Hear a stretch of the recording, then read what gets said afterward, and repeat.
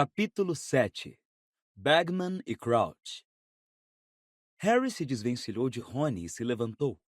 Tinham chegado, pelo que parecia, a um trecho deserto de uma charneca imersa em névoa.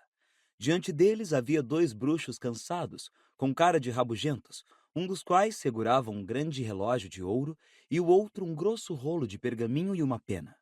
Ambos estavam vestidos como trouxas, embora sem muita habilidade. O homem do relógio usava um terno de tweed com botas de borracha até as coxas. O colega, um saiote escocês e um poncho. Bom dia, Basílio. Cumprimentou o Sr. Weasley, apanhando a bota que os transportara e entregando-a ao bruxo de saiote, que a atirou em uma grande caixa de chaves de portal usadas a um lado. Harry viu entre elas um jornal velho, latas de bebidas vazias e uma bola de futebol furada. Olá, Arthur. Disse Basílio em tom entediado. Não está de serviço, não é?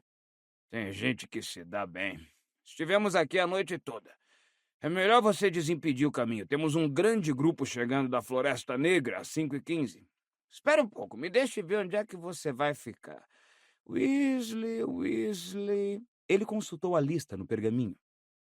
Há uns 400 metros para aquele lado. Primeiro acampamento que você encontrar. O gerente é o Sr. Roberts. Diggory, segundo acampamento. Pergunte pelo Sr. Payne. Obrigado, Basílio, disse o Sr. Weasley e fez sinal para todos o acompanharem. Eles saíram pela charneca deserta, incapazes de distinguir muita coisa através da névoa. Passados uns 20 minutos, avistaram uma casinha de pedra ao lado de um portão. Mais além, Harry pôde distinguir mal e mal as formas fantasmagóricas de centenas de barracas montadas na ondulação suave de um grande campo no rumo de uma floresta escura no horizonte. Eles se despediram dos Diggory e se aproximaram da casa. Havia um homem parado à porta, contemplando as barracas. Harry soube, só de olhar, que aquele era o único trouxa legítimo numa área de muitos hectares. Quando o trouxa ouviu os passos do grupo, virou a cabeça para olhá-los. Dia! Cumprimentou o Sr. Weasley animado. Dia! Disse o trouxa. O senhor seria o Sr. Roberts? É, seria. Respondeu o Sr. Roberts. E quem é o senhor? Weasley, 2 barracas reservadas há uns 2 dias. Certo. Confirmou o Sr. Roberts, consultando uma lista pregada à porta. O lugar é lá perto da floresta. Só uma noite? Isso, respondeu o Sr. Weasley. O senhor vai pagar agora, então? Perguntou o Sr. Roberts. Ah, certo. É claro. O Sr. Weasley se afastou um pouco da casa e fez sinal a Harry para acompanhá-lo. Me ajude, Harry, murmurou, puxando do bolso um rolinho de dinheiro de trouxas e começando a separar as notas. Esta aqui é de 10? Ah, é? Vejo agora que tem um númerozinho. Então esta é de 5. De 20, corrigiu o Harry, falando baixo, incomodamente consciente de que o Sr. Roberts estava tentando ouvir cada palavra que diziam. Ah, é mesmo. Não sei, esses pedacinhos de papel. É estrangeiro? Perguntou o Sr. Roberts quando o Sr. Weasley voltou com o dinheiro certo. Estrangeiro? Repetiu o bruxo, intrigado. O senhor não é o primeiro que se atrapalha com o dinheiro, disse o gerente, observando o Sr. Weasley atentamente. Tive 2 querendo me pagar com grandes moedas de ouro do tamanho de calotas de automóvel faz uns 10 minutos. Sério? Disse o Sr. Weasley, nervoso. O Sr. Roberts vasculhou uma lata à procura de troco. Nunca esteve tão cheio, disse ele de repente, voltando outra vez o olhar para o campo enevoado. Centenas de reservas. As pessoas em geral aparecem sem aviso. Verdade! Exclamou o Sr. Weasley, a mão estendida à espera do troco, mas o Sr. Roberts não lhe deu nenhum. É, disse pensativo. Gente de toda parte. Montes de estrangeiros. E não são só estrangeiros. Gente esquisita, sabe? Tem um sujeito andando por aí de saiote e poncho. E não devia? Perguntou o Sr. Weasley, ansioso. Parece que é uma espécie de... sei lá, uma espécie de convenção. Comentou o Sr. Roberts. Parece que todos se conhecem, como numa grande festa. Naquele momento, um bruxo de bermudão largo materializou-se do nada ao lado da porta da casa do Sr. Roberts. Obliviate! Disse ele bruscamente, apontando a varinha para o Sr. Roberts. Instantaneamente, Os olhos do Sr. Robert saíram de foco, suas sobrancelhas se desfranziram e um olhar de vaga despreocupação cobriu o seu rosto. Harry reconheceu os sintomas de alguém que acabara de ter a memória alterada. Um mapa do acampamento para o senhor. Disse o homem placidamente ao Sr. Weasley. E seu troco? Muito obrigado. O bruxo de bermudão acompanhou o grupo em direção ao portão do acampamento. Parecia exausto. A barba por fazer azulava seu queixo e havia olheiras roxas sob seus olhos. Uma vez longe do raio de audição do gerente, ele murmurou para o Sr. Weasley. Estou tendo um bocado de problemas com ele. Precisa de um feitiço da memória 10 vezes por dia para ficar feliz. E Ludo Bagman não está ajudando. Anda por aí falando em balaços e goles a plenos pulmões, sem a menor preocupação com a segurança anti-trouxa. Pombas, vou gostar quando isso terminar. Vejo você mais tarde, Arthur. E desaparatou. Pensei que o Sr. Bagman fosse chefe de jogos e esportes mágicos. Disse Gina, parecendo surpresa. Devia ter mais juízo e parar de falar de balaços perto de trouxas, não devia? Devia. Concordou o Sr. Weasley, sorrindo e passando com os garotos pelo portão do acampamento. Mas Ludo sempre foi um pouco, bem, displicente com a segurança. Mas não se poderia desejar um chefe mais entusiasta para o departamento de esportes. Ele jogou quadribol pela Inglaterra, sabem? E foi o melhor batedor do Wimborne Wasps que o time já teve. O grupo avançou lentamente pelo campo entre longas fileiras de barracas. A maioria parecia quase normal. Os donos tinham visivelmente tentado o possível para fazê-las parecer equipamento de trouxas, embora tivessem cometido alguns deslizes ao acrescentar chaminés ou cordões de sinetas ou cataventos. Porém, aqui e ali, havia uma barraca tão obviamente mágica que Harry não se surpreendia que o Sr. Roberts estivesse desconfiado. Lá para o meio do campo, havia uma extravagante produção de seda listrada como um palácio em miniatura, com vários pavões vivos amarrados à entrada. Um pouco adiante, eles passaram por uma barraca que tinha 3 andares e várias torrinhas. E mais além, havia uma outra com um jardim anexo, completo, com banho para passarinhos, relógio de sol e fonte. Sempre os mesmos, Comentou o Sr. Weasley, sorrindo. Não conseguimos deixar de nos exibir quando nos reunimos. Ah, lá está, olhem. Aquela é a nossa. Tinham alcançado a orla da floresta no alto do campo, e ali havia uma área livre com um pequeno letreiro enfiado no chão em que se lia Weasley. Não podíamos ter ganhado um lugar melhor, Exclamou o Sr. Weasley, feliz. O campo preparado para as partidas é logo do outro lado da floresta. Estamos o mais perto que poderíamos estar. Ele descarregou a mochila dos ombros. Certo. Disse excitado. Rigorosamente falando, nada de magias. Não quando estamos no mundo dos trouxas em tão grande número. Vamos armar estas barracas à mão. Não deve ser muito difícil. Os trouxas fazem isso o tempo todo. Tome, Harry, por onde você acha que devo começar? Harry nunca acampara na vida. Os Dursley nunca o haviam levado em férias, preferindo deixá-lo com a Sra. Fig, uma velha vizinha. No entanto, ele e Hermione descobriram como distribuir os paus e as estacas, e embora o Sr. Weasley atrapalhasse mais do que ajudasse, porque ficara excitadíssimo quando precisaram usar o martelo, eles finalmente conseguiram erguer 2 barracas modestas para 2 pessoas cada. Todos se afastaram para admirar a habilidade manual deles. Ninguém que visse aquelas barracas teria adivinhado que pertenciam a bruxos, pensou Harry. Mas o problema era que quando Guy, Carlinhos e Percy chegassem, eles formariam um grupo de 10 pessoas. Hermione parecia ter identificado esse problema também. Lançou a Harry um olhar cômico quando o Sr. Weasley ficou de 4 e entrou na primeira barraca. Vamos ficar meio apertados, Comentou ele. mas acho que vai dar para nos espremermos. Venham dar uma olhada. Harry se abaixou, passou por baixo da aba de entrada e sentiu o queixo cair. Entrara em uma barraca que parecia um apartamento antigo de 3 quartos, completo, com banheiro e cozinha. E o que era curioso, estava mobiliado no mesmíssimo estilo que o da Sra. Fig. Havia capas de crochê nas poltronas sem par e um forte cheiro de gatos. Bom, não é para muito tempo, Disse o Sr. Weasley, secando a careca com um lenço e espiando as 4 cama-beliches que havia no quarto. Pedi a barraca emprestada ao Perkins, lá do escritório. Ele não acampa muito atualmente, coitado. Está com lumbago. O Sr. Weasley apanhou uma chaleira empoeirada e espiou dentro. Vamos precisar de água. Tem uma torneira assinalada no mapa que o trouxa nos deu. Disse Rony, que seguira Harry para dentro da barraca e parecia completamente indiferente a essas extraordinárias proporções internas. Fica do outro lado do campo. Bom, então por que você, Harry e Hermione não vão apanhar um pouco de água? O bruxo entregou aos garotos a chaleira e 2 caçarolas. E nós vamos apanhar lenha para fazer uma fogueira. Mas temos um forno, Lembrou Rony. por que não podemos... Rony, segurança anti-trouxa! Disse o Sr. Weasley, o rosto brilhando de expectativa. Quando os trouxas de verdade acampam, eles cozinham em fogueiras ao ar livre. Já os vi fazendo isso. Depois de uma rápida visita à barraca das garotas, que era ligeiramente menor do que a deles, embora sem o cheiro de gato, Harry, Rony e Hermione atravessaram o acampamento levando as vasilhas.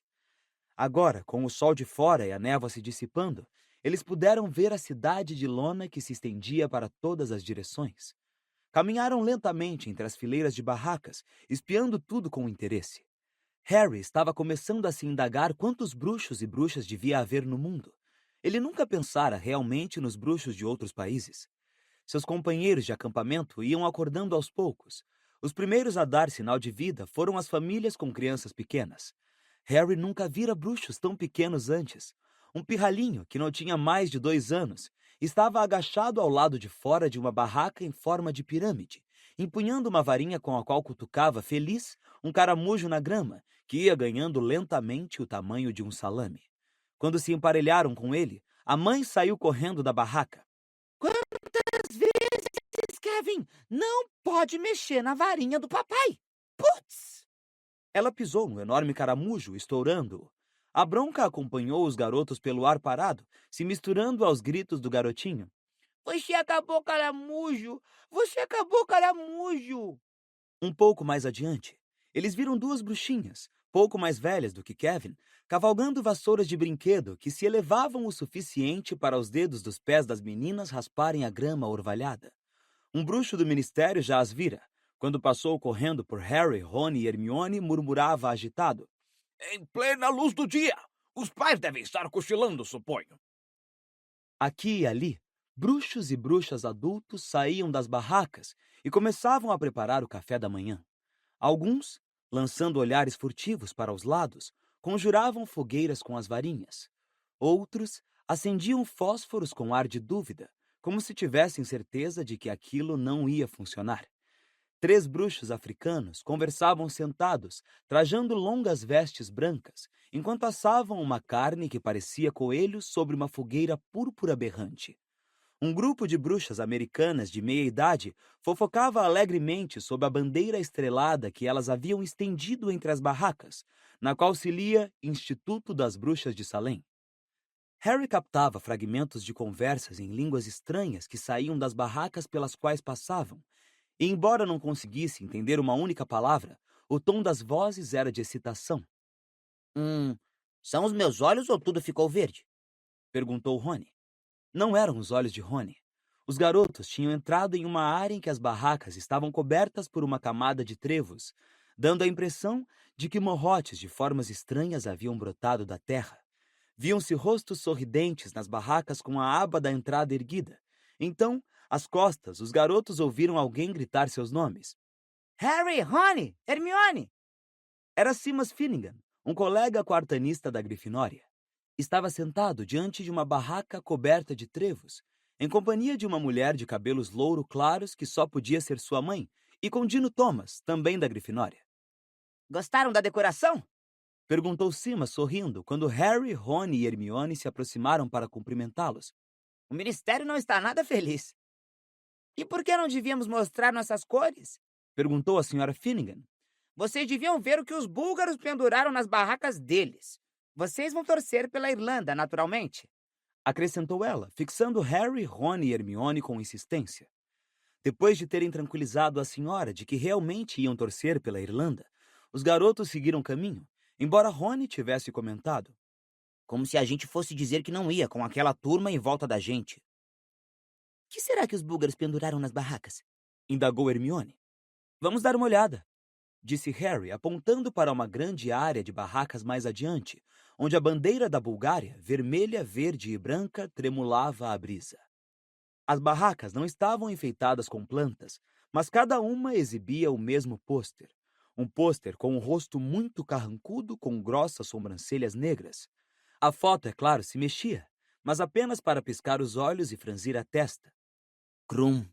Disse Rony em voz baixa. Quê? Perguntou Hermione. Krum. Repetiu Rony. Victor Krum, o apanhador búlgaro. Ele parece bem rabugento. Comentou Hermione, olhando para os muitos Krums que piscavam e franziam a testa para eles. Bem rabugento? Rony olhou para o céu. Quem se importa com a cara dele? Ele é incrível.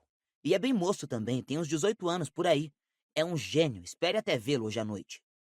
Já havia uma pequena fila à torneira do canto do acampamento. Harry e Rony entraram logo atrás de dois homens que discutiam acaloradamente. Um deles era um bruxo muito velho, que usava uma longa camisola florida. O outro era visivelmente um bruxo do ministério. Este segurava calças listradas e quase chorava de exasperação. Vista as calças, Arquibaldo, seja bonzinho. Você não pode andar por aí vestido assim. O trouxa no portão já está ficando desconfiado. Comprei isso numa loja de trouxas. Defendeu-se o velho bruxo, teimando. Os trouxas usam isso.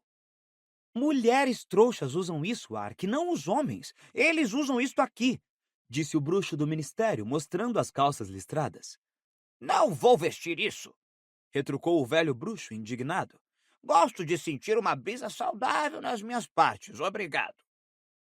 Hermione foi tomada por um tal acesso de riso nessa hora que precisou sair da fila e só voltou depois que Arquibaldo tinha se abastecido de água e fora embora.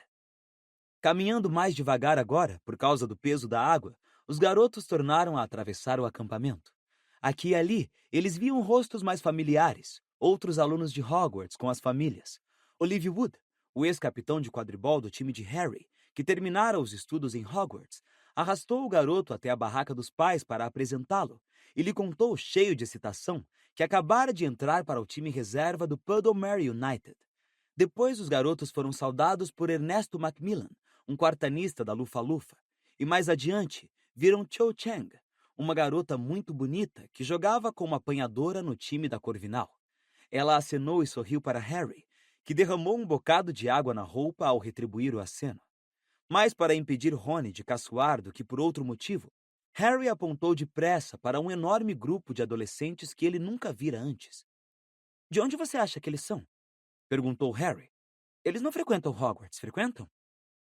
Deve frequentar alguma escola estrangeira, sugeriu Rony. Sei que há outras, mas nunca encontrei ninguém que estudasse nelas. Guy teve uma correspondente em uma escola no Brasil. Isto foi há anos. E ele quis ir para lá numa viagem de intercâmbio, mas mamãe e papai não tiveram dinheiro para bancar a viagem. A moça ficou toda ofendida quando ele disse que não ia e mandou para ele um chapéu enfeitiçado. As orelhas dele murcharam.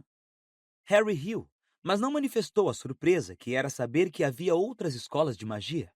Supôs, agora que via representantes de tantas nacionalidades no acampamento, que fora muito burro por jamais ter imaginado que Hogwarts não poderia ser a única.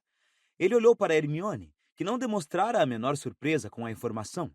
Sem dúvida, ela devia ter visto referências a outras escolas de magia em algum livro.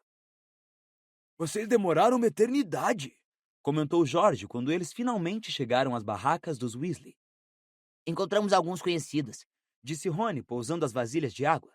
Você ainda não acendeu a fogueira? Papai está se divertindo com os fósforos, disse Fred. O Sr. Weasley não estava tendo o menor sucesso em acender a fogueira, mas não era por falta de tentativas. Fósforos partidos coalhavam o chão ao seu redor, mas ele parecia estar se divertindo como nunca. Opa! Exclamou ele ao conseguir acender um fósforo, mas largou-o na mesma hora no chão, surpreso. Chegue aqui, Sr. Weasley, disse Hermione bondosamente, tirando a caixa das mãos dele e começando a mostrar como fazer fogo direito. Finalmente, eles acenderam a fogueira, embora levasse no mínimo mais 1 hora até ela esquentar o suficiente para cozinhar alguma coisa. Mas havia muito que ver enquanto esperavam. A barraca deles estava armada ao longo de uma espécie de rua de acesso ao campo de quadribol, por onde funcionários do ministério corriam para cima e para baixo, cumprimentando cordialmente o Sr. Weasley ao passar. O Sr. Weasley fazia comentários contínuos, principalmente para benefício de Harry e Hermione. Seus próprios filhos já conheciam bastante o ministério para se interessar. Aquele era Cuthberto Mockridge, chefe da seção de ligação com os doentes. Lá vem Gilberto Wimple. Ele trabalha na comissão de feitiços experimentais. Já usa aqueles chifres há algum tempo. Alô, Arnaldinho! Arnaldo Pisgood. Ele é um obliviador. Trabalha no esquadrão de reversão de feitiços acidentais, sabe? E aqueles outros são Bold e Crocker. São dois inomináveis. São o quê? Do Departamento de Mistérios, ultra secreto. Não tenho a menor ideia do que fazem. Finalmente, a fogueira ficou pronta, e eles já haviam começado a preparar salsichas com ovos quando Guy, Carlinhos e Percy saíram caminhando da floresta para se reunir à família. Acabei de aparatar, papai, disse Percy em voz alta. Ah, que excelente almoço! Já haviam comido metade das salsichas com ovos quando o Sr. Weasley se levantou de um salto, acenando e sorrindo para um homem que vinha em sua direção. Ahá! Exclamou ele. O homem do momento! Ludo! Ludo Bagman era, sem favor algum, o homem mais chamativo que Harry já vira na vida, até mesmo incluindo nessa conta o velho Arquibaldo com sua camisola florida. Usava longas vestes de quadribol com grandes listras horizontais amarelas e pretas. Uma enorme estampa de uma vespa tomava todo o seu peito. Tinha a aparência de um homem corpulento que parara de se exercitar. Suas vestes estavam esticadas por cima da enorme barriga, que certamente não existia na época em que ele jogava quadribol pela Inglaterra. Seu nariz era achatado, provavelmente quebrado por algum balaço errante, pensou Harry. Mas os redondos olhos azuis, os cabelos louros curtos e a pele rosada o faziam parecer um menino de escola que crescera demais. Olá, pessoal! Exclamou Bagman alegremente. Andava como se tivesse molas nas solas dos pés. Era visível que estava num estado de extrema excitação. Arthur, meu velho! Ofegou ele ao chegar à fogueira. Que dia, hein? Será que podíamos ter desejado um tempo mais perfeito? Uma noite sem nuvens e quase nenhum problema na programação. Quase nada para eu fazer. Por trás dele, um grupo de bruxos do ministério, de cara exausta, passou apressado, apontando para a evidência distante de algum tipo de fogueira mágica que disparava faíscas violeta a 6 metros de altura. Percy adiantou-se rapidamente com a mão estendida. Pelo jeito, o fato de desaprovar o modo de Ludo Bagman dirigir o departamento não o impedia de querer causar boa impressão. Ah, sim, disse o Sr. Weasley sorrindo. Este é o meu filho, Percy. Começou a trabalhar no ministério agora. E este é Fred. Não, é Jorge, desculpe. Esse é o Fred. Guy, Carlinhos, Rony, minha filha, Gina, e os amigos de Rony, Hermione Granger e Harry Potter. De maneira discretíssima, Bagman olhou uma segunda vez ao ouvir o nome de Harry, e seus olhos deram a conhecida espiada na cicatriz na testa do garoto. Pessoal, continuou o Sr. Weasley, este é Ludo Bagman. Vocês sabem quem ele é, e é graças a ele que temos entradas tão boas. Bagman abriu um sorriso de lado a lado do rosto e fez um gesto com a mão, significando que não fora nada. Quer arriscar uma apostinha no jogo, Arthur? Perguntou ele ansioso, sacudindo ao que parecia um bocado de ouro nos bolsos das vestes amarelas e pretas. Já aceitei a aposta de Rory Pontner de que a Bulgária vai marcar primeiro. Ofereci a ele uma boa vantagem, levando em conta que os 3 jogadores avançados da Irlanda são os mais fortes que já vi em anos. E a pequena Agatha Timms apostou meia cota da fazenda de enguias de que a partida vai durar 1 semana. Ah, vá lá então, disse o Sr. Weasley. Vejamos. 1 galeão na vitória da Irlanda. 1 galeão?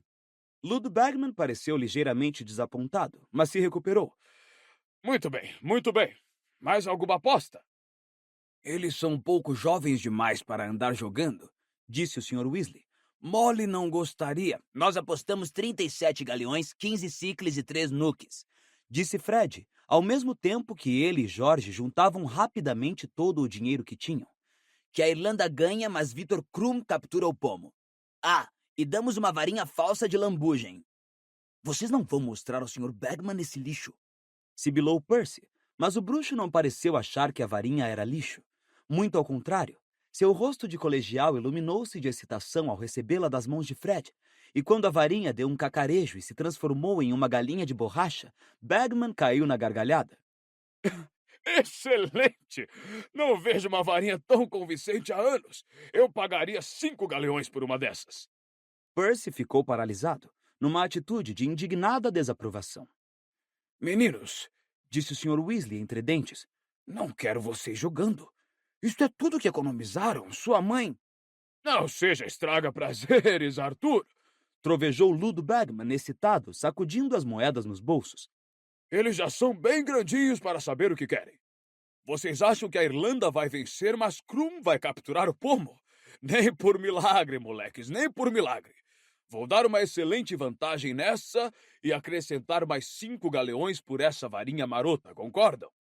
O Sr. Weasley ficou olhando sem ação enquanto Ludo Bagman puxava um caderninho e uma pena e começava a anotar os nomes dos gêmeos. Tchau. Disse George, apanhando o pedaço de pergaminho que Bagman lhe estendia e guardando-o no peito das vestes. Bagman virou-se animadíssimo para o Sr. Weasley. Daria para me fazer um chá, suponho? Estou de olho para ver se localizo Crouch. O meu contraparte búlgaro está criando dificuldades e não consigo entender uma palavra do que ele diz. Bartô poderia resolver o problema, fala umas 150 línguas. O Sr. Crouch? Disse Percy, abandonando subitamente o seu ar de impassível desaprovação e quase se contorcendo de óbvia excitação. Ele fala mais de 200. Sereiaco, grugulês, trasguiano. Qualquer um sabe falar trasguiano, disse Fred, fazendo pouco. É só a gente apontar e grunhir. Percy lançou a Fred um olhar feíssimo e atiçou os gravetos da fogueira vigorosamente para fazer a chaleira ferver. Já teve notícias de Berta Jorkins, Ludo? Perguntou o Sr. Weasley quando Bagman se sentou na grama ao lado deles. Nem um pio, Disse Bagman à vontade. mas ela vai aparecer. Coitada da velha Berta, tem a memória de um caldeirão furado e nenhum senso de direção. Perdida, se quiserem me acreditar. Vai aparecer na sessão lá para outubro, pensando que ainda é julho. Você não acha que já está na hora de mandar alguém procurá-la? Sugeriu hesitante o Sr. Weasley, quando Percy estendeu a Bagman o chá pedido. É o que Bartô Crouch não para de dizer. Respondeu Bagman, arregalando inocentemente seus olhos redondos. Mas o fato é que não podemos destacar ninguém no momento. Ah, é falar no demônio? Bartô! Um bruxo acabara de aparatar junto à fogueira, e não poderia oferecer um contraste maior a Ludo Bagman, estirado na grama com as vestes velhas do Wasp. Bartô era um homem mais velho, formal, empertigado, vestido com um terno e uma gravata impecáveis. A risca dos seus cabelos grisalhos e curtos era quase absurdamente reta, e o bigode fino de escovinha parecia ter sido aparado com uma régua. Seus sapatos eram exageradamente lustrosos. Harry percebeu na hora por que Percy o idolatrava. Percy acreditava piamente em obedecer às regras sem fazer concessões. E o Sr. Crouch obedecera à regra de se vestir como trouxa tão rigorosamente que poderia ter passado por gerente de banco. Harry duvidava de que seu tio Walter pudesse ter descoberto quem ele realmente era. Estrague um pouco a grama, Bartô. Disse Ludo animadamente, batendo no chão. Não, muito obrigado. Respondeu Crouch, e havia um vestígio de impaciência em sua voz. Estive procurando por toda parte. Os búlgaros insistem que coloquemos mais 12 cadeiras no camarote de honra. Ah, é isso que eles querem? Exclamou Bagman. Achei que o sujeito estava pedindo uma pinça emprestada. Sotaque forte o dele. Mr. Crouch, disse Percy sem fôlego, curvando-se numa espécie de meia reverência que o fez parecer corcunda. O senhor aceita uma xícara de chá? Ah! Exclamou o bruxo, olhando surpreso para Percy. Claro. Obrigado, Weatherby. Fred e George se engasgaram dentro das xícaras em que bebiam. Percy, as orelhas muito rosadas, ocupou-se com a chaleira. E tenho querido dar uma palavra com você também, Arthur. Disse o Sr. Crouch, seu olhar penetrante recaindo sobre o Sr. Weasley. Ali Bashir está em pé de guerra. Quer falar com você sobre o embargo dos tapetes voadores. O Sr. Weasley soltou um profundo suspiro. Mandei-lhe uma coruja sobre isso ainda na semana passada. Já devo ter dito a Bashir umas 100 vezes. Tapetes são classificados como artefatos mágicos pelo registro de objetos enfeitiçáveis proscritos. Mas e ele quer me escutar? Duvido. respondeu o Sr. Crouch, aceitando a xícara de Percy. Ele está desesperado para exportar para cá. Bom, eles nunca vão substituir as vassouras da Grã-Bretanha, vão? Disse Bagman. Ali acha que há um nicho no mercado para um veículo familiar, Explicou o Sr. Crouch. Eu me lembro que meu avô tinha um Axminster que levava 12 pessoas. Mas isso foi antes dos tapetes serem banidos, naturalmente. Ele falou como se não quisesse deixar a menor dúvida de que todos os seus antepassados cumpriam rigorosamente a lei. Então, muito ocupado, Bartô? Perguntou Bagman despreocupadamente. Bastante. Respondeu o outro, seco. Organizar chaves de portal em 5 continentes não é uma tarefa qualquer, Ludo. Imagino que os dois vão ficar contentes quando o evento acabar. Comentou o Sr. Weasley. Ludo Bagman pareceu chocado. Contente? Não me lembro de ter me divertido tanto. Ainda assim, não é que não haja mais trabalho pela frente, hein, Bartô? Hein? Muita coisa para organizar, hein? O Sr. Crouch ergueu as sobrancelhas para Bagman. Combinamos não anunciar nada até todos os detalhes. Ah, os detalhes! Exclamou Bagman, afastando a palavra como se fosse uma nuvem de mosquitos. Eles já assinaram, então? Concordaram? Aposto que você quiser como esses garotos vão saber logo. Quero dizer, vai acontecer em Hogwarts. Ludo, precisamos receber os búlgaros, sabe? Disse o Sr. Crouch bruscamente, cortando os comentários de Bagman.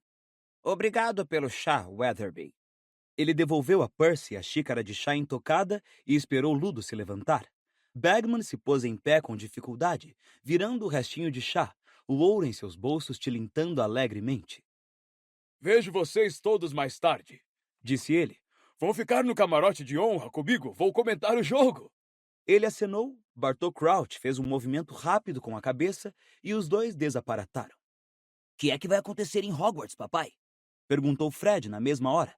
Do que é que eles estavam falando? Você vai descobrir logo, Disse o Sr. Weasley, sorrindo. É informação privilegiada até o Ministério achar conveniente comunicá-la. Disse Percy, impertigado.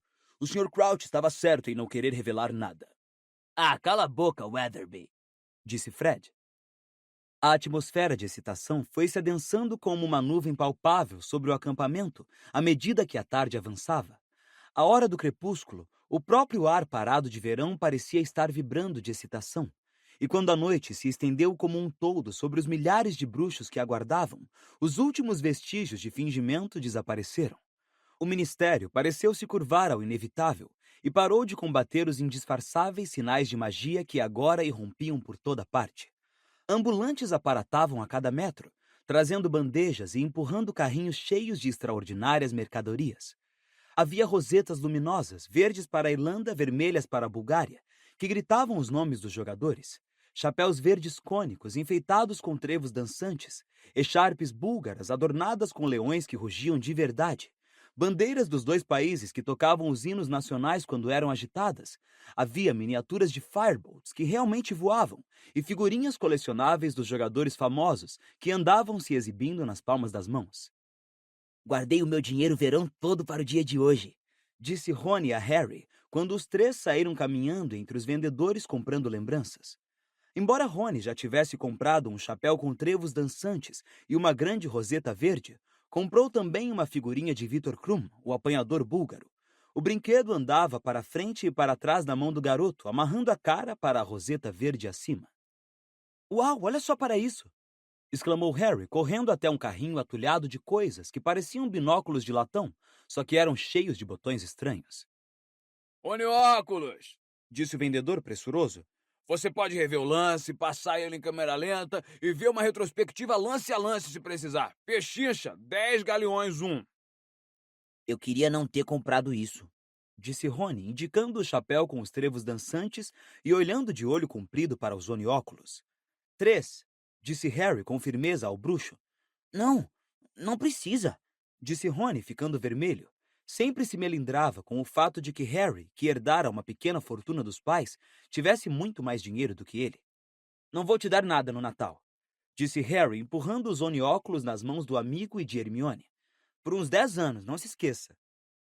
É justo, Disse Rony, rindo. Ai, obrigada, Harry. Disse Hermione. E eu compro os programas para nós, olha. As bolsas de dinheiro bem mais leves, os três voltaram às barracas. Gui, Carlinhos e Gina também estavam usando rosetas verdes, e o Sr. Weasley carregava uma bandeira da Irlanda. Fred e George não compraram souvenirs porque tinham entregado todo o dinheiro a Bagman. Então, eles ouviram um gongo grave e ensurdecedor bater em algum lugar além da floresta. E na mesma hora, lanternas verdes e vermelhas se acenderam entre as árvores, iluminando o caminho até o campo. Está na hora! Exclamou o Sr. Weasley, parecendo tão excitado quanto os garotos. Andem logo, vamos!